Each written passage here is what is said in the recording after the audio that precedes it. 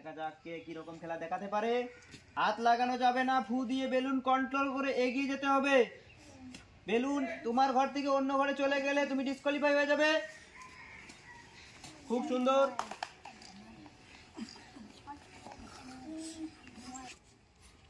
খুব সুন্দর, খুব সুন্দর। দেখা যাক কে একটা হাততালি হয়ে যাক, কে আগে বেলুন নিয়ে আসতে পারে। বেলুন ঘর থেকে বাইরে চলে গেলে ডিসকোয়ালিফাই। বেলুন ঘর থেকে অন্য ঘরে চলে গেলে তুমি ডিসকোয়ালিফাই।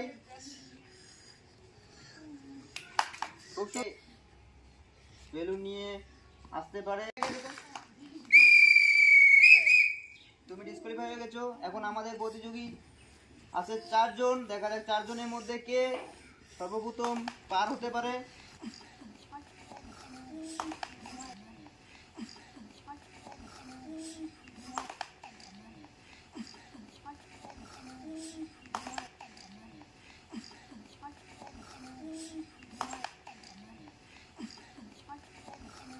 হাততালি হয়ে যাক, খুব সুন্দর।